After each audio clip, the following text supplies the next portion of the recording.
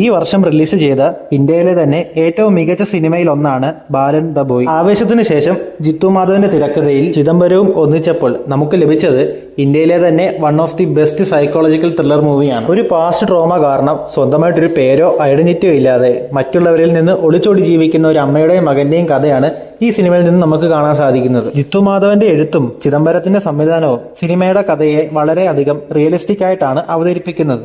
നമ്മളെ emotionally blend ആക്കാനുള്ള ആ ഒരു കഴിവ് സിനിമയുടെ തിരക്കഥയ്ക്കുണ്ട് എന്ന് തന്നെ വേണം പറയാം. അമ്മയും മകനും തമ്മിലുള്ള റിലേഷൻഷിപ്പിന്റെ ഒരു ഡെപ്ത് കാണിച്ചു തരുന്ന സിനിമയാണ് ബാലൻ ദ ബോയ്. സിനിമയിലെ ഏതൊരു സീൻ എടുത്താലും അങ്ങേയറ്റം മിസ്റ്ററി ബിൽഡ് ചെയ്താണ് മുൻപോട്ട് പോകുന്നത്. സിനിമയുടെ ഡയറക്ഷൻ ആയിക്കോട്ടെ, തിരക്കഥ ആയിക്കോട്ടെ, ഷൈജു ഖാലിദിന്റെ സിനിമാറ്റോഗ്രഫി ആയിക്കോട്ടെ, സുഷിൻ ശ്യാമിന്റെ മ്യൂസിക് ആയിക്കോട്ടെ, എല്ലാം വളരെ പ്രോമിസിംഗ് ആയിരുന്നു. സിനിമയുടെ ഏറ്റവും വലിയ പോസിറ്റീവ് എന്ന് പറയുന്നത് ഈ സിനിമയുടെ കാസ്റ്റിംഗ് തന്നെയാണ്. അമ്മയായി അഭിനയിച്ച ഫർസാനയും ബാലനായി അഭിനയിച്ച ആദിശേഷനും മുഹമ്മദ് സിനാനും വേറെ ലെവൽ പെർഫോമൻസ് തന്നെയാണ് കാഴ്ചവെച്ചത്. അതുപോലെ സിനിമയിൽ ഒരു എക്സ്റ്റൻഡഡ് ക്യാമിയോ റോളിൽ ടൊവിനോയും വരുന്നുണ്ട്. എന്താണെന്ന് അറിയില്ല, സിനിമയിൽ എനിക്ക് ഏറ്റവും കൂടുതൽ ഇഷ്ടം തോന്നിയ ക്യാരക്ടർ ടൊവിനോയുടെ തന്നെയായിരുന്നു. സിനിമ ഇപ്പോൾ OTT-യിൽ റിലീസ് ചെയ്തിട്ടുണ്ട്.